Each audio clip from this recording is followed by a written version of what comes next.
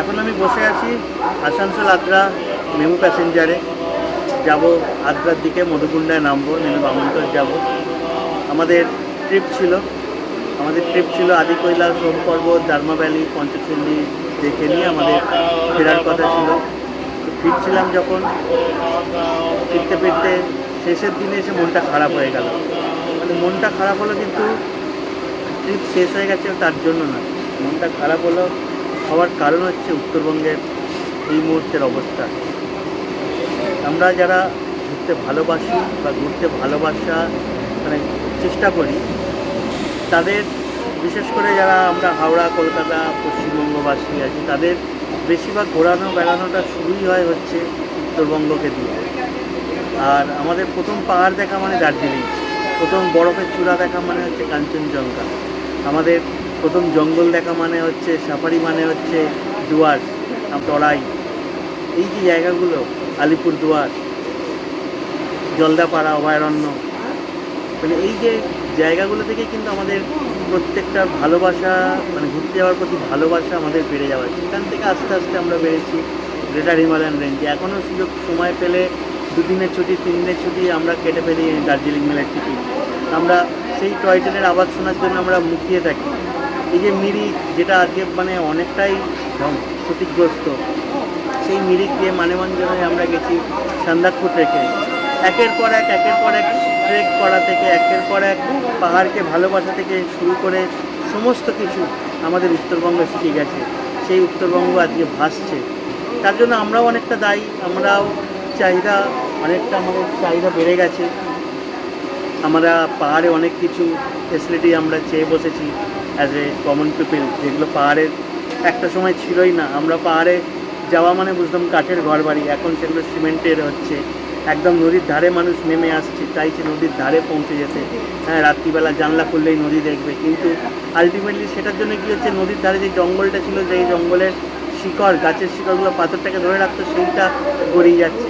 আজকে যখনই ওপর থেকে হরপাবান বা খুব প্রবল বর্ষণ হচ্ছে, সেই পাথর আর ধরে রাখার ক্ষমতা ছিল, সেই পাথর এসে গিয়ে পুরো গ্রামকে ধাক্কা মারছে, হোমস্টেগুলোকে ভেঙে দিচ্ছে। এখানকার সাধারণ মানুষের সাধারণ জীবনযাপন যেটা, সেইটা ক্ষতিগ্রস্ত হচ্ছে। আমাদের কি আছে, মানে আমরা হয়তো এইখানেই বলতে পারি যে আমাদের তো কিছু নেই, উত্তরবঙ্গের মানুষ তারাই বুঝবে, কিন্তু না, আমরাও দায়ী এর জন্য। আমাদেরকে দায়িত্বটা নিতে হবে। আমরা পাহাড়ে গিয়ে যে রকম লেভেলের ফেসিলিটি চেয়ে বেড়াচ্ছি, সেটা উচিত নয়। পাহাড়টাকে পাহাড়ের মতন করে ভালোবাসতে শিখুন, তবেই বলবেন যে আমি পাহাড় ভালোবাসি, পাহাড় আমার ভালোবাসে, পাহাড় আমাকে ডাকছে, এইসব কথাগুলো তবেই বলবেন। পাহাড়ে গিয়ে পাহাড়ের মতন থাকতে শিখুন। পাহাড়ে গিয়ে আপনি ঘরের মতন থাকবেন, ঘরের মতন আপনার টয়লেট চাই, পরিষ্কার পরিচ্ছন্ন, একদম চকচক করবে, ঘরের মতন আপনার পুরো বিছানা বালিশ চাই। তাহলে পাহাড়কে আপনার জন্য নয়, আপনি পাহাড়কে ক্ষতিগ্রস্ত করছেন। পাহাড়ের মানুষের মধ্যে যে লোভ লালসা আপনি ঢুকিয়ে দিচ্ছেন, যে এই রকম ফেসিলিটি দাও তবে আমি তোমার কাছে আসবো, এইটা নয়। এইভাবে ট্রাভেলার হওয়া যায় না, ট্যুরিস্ট হওয়া যায়। ট্যুর পার্টির সাথে এইভাবে ঘোরা যায়, ট্রাভেলার হওয়া যায় না। একটা ট্রাভেলার হওয়া মানে সেই জায়গার সংস্কৃতির সাথে নিজেকে মানিয়ে নেওয়া, তার মানে তারা যেভাবে থাকছে সেইভাবে আপনাকে থাকতে হবে। সেইটা হচ্ছে অ্যাকচুয়ালি ট্রাভেলিং। সেইভাবে চলতে শিখুন, তবে পাহাড় ডাকছে, সমুদ্র ডাকছে, এইসব বলবেন। গিয়ে যেখানে যেখানে প্লাস্টিক ফেলা, রাত্রিবেলা মচ্ছপ করা, এগুলো পাহাড়, এগুলোর মানে পাহাড় নয়। যাই হোক, সেসব তো পরের কথা। মানুষকে দোষ দেওয়াও তো একটা যেরকম উচিত নয়, হয়তো আমরাও দায়ী। আমি যে বলছি, আমিও হয়তো কোনো না কোনোভাবে দায়ী। আমিও হয়তো এই জিনিসগুলো চেয়ে বসি, হয়তো আমি দুজনকে নিয়ে যাচ্ছি, তাদের দুজনের জন্য হলেও আমি চেয়ে বসছি। যাই হোক, তো আমাদের মনে হয় আমাদের নিজেদের চাহিদাগুলোকে পাল্টানো উচিত। এক, দ্বিতীয় কথা হচ্ছে, পাহাড়ে যে আজকাল এত বিপদ আপদ হচ্ছে, সেগুলো থেকে পাহাড়ের যারা লোকজন, তাদেরও শিক্ষা নেওয়া উচিত। মানে উত্তরাখণ্ডে হচ্ছে, হিমাচলে হচ্ছে, মানে আমার এখানে কিছু হবে না, পেলিংয়ের সিকিমে হচ্ছে, মানে দার্জিলিংয়ে কিছু হবে না, এই চিন্তাভাবনাগুলো ভুল। পাহাড়কে রক্ষা করতে শিখুন। পাহাড়ের জায়গায় থেকে যাবে, আপনার যে সংসার আপনি যে তৈরি করেছিলেন পাহাড়কে ঘিরে, সেইটা আপনার ভেসে যাবে, সেইটা হতে দেবেন না। যাই হোক, অনেক কথাই বললাম। আপাতত প্রার্থনা করা ছাড়া কোনো উপায় নেই। যারা আমার 2-1 জন গেছিলো, তাদেরকে আমি কন্ট্যাক্ট করেছি, তারা নিরাপদে বাড়ি ফিরছেও আস্তে আস্তে। আর যাদের আগামী দিনের প্রোগ্রাম আছে উত্তরবঙ্গে যাওয়ার, তারা ভালোভাবে কিন্তু খোঁজ খবর নেবেন। মানে ওই ফেসবুকে একটা পোস্ট, একজনের পোস্ট, ওইজনের পোস্ট, দুটো তিনটে পোস্ট দেখে কিন্তু ডিসিশনে যাবেন না।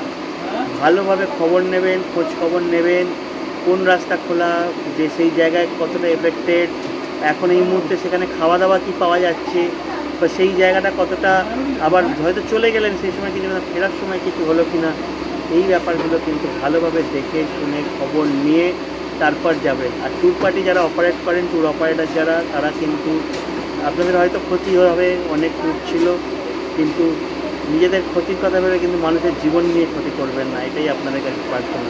আপনারা অনেক দায়িত্ববান, অনেক দায়িত্বশীল মানুষ আপনারা, আমরা জানি, কনফিডেন্স আছে আপনাদের ওপর যে আপনারা এগুলো করবেন না, কিন্তু তবুও কিছু কিছু অসৎ ব্যক্তি থাকে, সব জায়গাতেই তো থাকে। তাদের কাছে অনুরোধ, এইবারটা ছেড়ে দিন, মানুষকে ডোবাবেন না। আর বন্য প্রাণী সংরক্ষণ যেগুলো ছিল, যা খবর আসছে আর কি, অভয়ারণ্য থেকে যেভাবে পশু পাখিদের উপর এফেক্ট হয়েছে, আমি জানি না এর রিকভারি পশ্চিমবাংলা কতটা কীভাবে করতে পারে, বা পাহাড় জঙ্গল নিজে কীভাবে করতে পারবে, প্রকৃতি নিজে কীভাবে এটাকে রিকভার করতে পারবে, তার ধারণা আমার জানা নেই। ঠিক প্রার্থনা করা ছাড়া উপায়ও নেই। আশা করি সবাই ভালো থাকবে। পাহাড় একদিন হাসবে, আবার রৌদ্রোজ্জ্বল মুখ দেখবে, আমরা আবার কাঞ্চনজঙ্ঘা দেখতে ছুটবো, আমরা আবার হাতির পিঠে চড়ে জলদাপাড়া ঘুরতে ছুটবো, আমরা আবার হয়তো পাহাড়ে কোনো নদীর ধারে গিয়ে উত্তরবঙ্গে দার্জিলিংয়ে মোমো খাবো। জানি না, হয়তো এরকম পাগলের মতন করছি, কিন্তু পাগলের মতন হয়তো উত্তরবঙ্গকে ভালোবাসি। ভালো থাকবেন, সুস্থ থাকবেন, ধন্যবাদ।